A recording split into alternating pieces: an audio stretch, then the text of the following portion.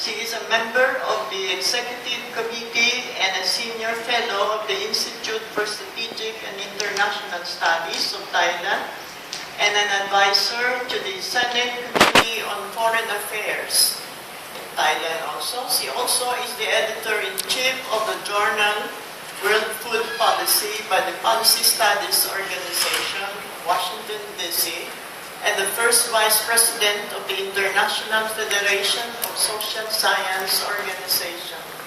Her research focused on traditional security as well as security sector governance and reform. She has also published several papers, and especially on foreign policy and foreign relation.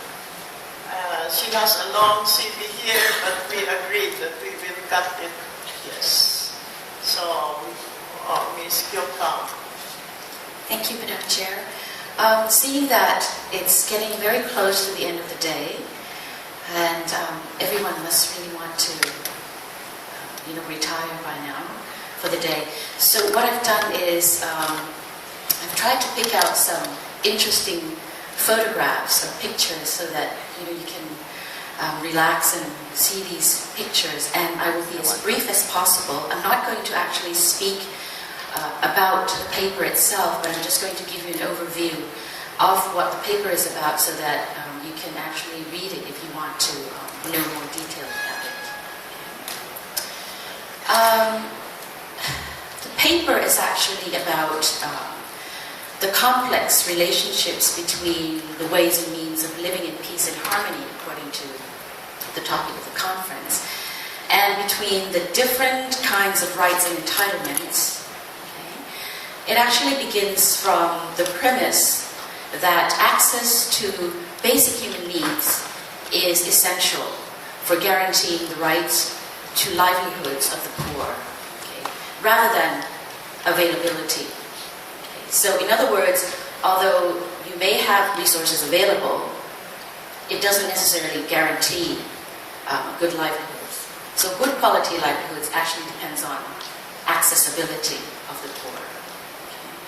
Okay. To explain this in more detail, okay, the paper actually focuses on the issues of access to seeds and plant genetic resources.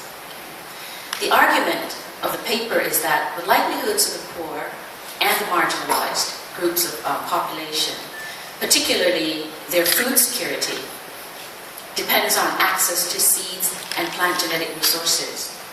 But such access is legally sanctioned by the intellectual property rights regimes, okay, which is codified at the international level, and the multilateral agreements both inside and outside of the World Trade Organization.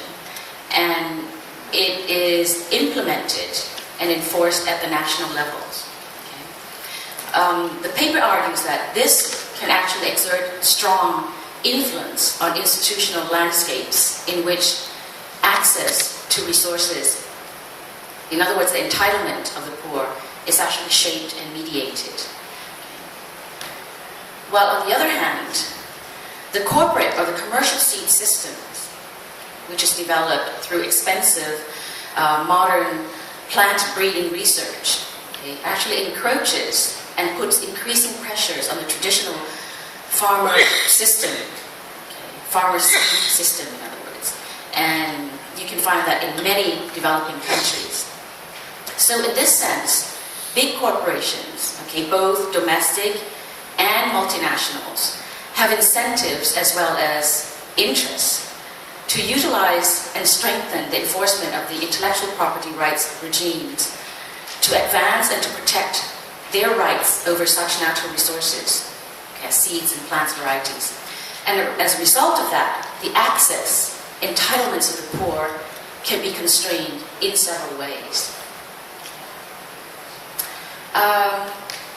The intellectual property regimes actually favor exclusive individual property rights over community rights, despite the fact that community rights are more suitable for ensuring collective action within the community and thereby actually empowering the poor to cope with economic and environmental risks and uncertainties, which is inherent in the agricultural sector.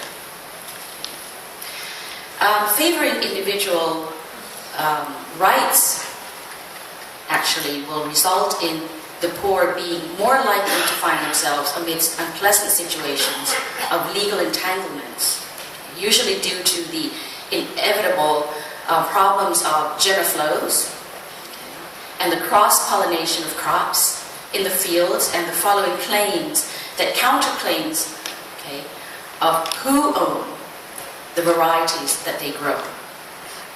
But at the same time, in light of the emerging global trends such as climate change, deteriorating carrying capacity of the environment, and increasing world population and urbanization, and of course together with potential negative impact and demanding pressures on the agricultural sector, research and development in seeds and plant varieties is still more important than ever before. So, the question of access and plant varieties for the poor becomes a question of access to knowledge and innovation. And at the same time, for the research and development entrepreneurs, the question of access to knowledge and innovation depends on the biodiversity and the genetic material that already exists and has actually existed for a long time. As farmers have their rights to save, to breed, and to exchange seeds to gain access to the varieties of seeds in open sources. And probably most importantly for the farmers is for them to produce and to live in a community and in the world where seeds and biodiversity are regarded as commons. In this regard, what we need, as the paper argues, is the right kind of state intervention and policies. If the balance is to be achieved among availability of new knowledge and innovation, between agricultural biodiversity and entitlement of the poor to access to seed and plant genetic resources. So the future of the world agriculture and human food systems will depend on whether the international community can find such a balance and can find it in time. So, may I end there? And I'll leave you to read the details within the papers. Maybe you have any questions with that later. Thank you. Thank you, Ms. Keokam. The next paper has two authors. The title is Nation Building Processes in a Multicultural Indonesia, Searching for Harmony. The authors are Fusiekti Maunandi and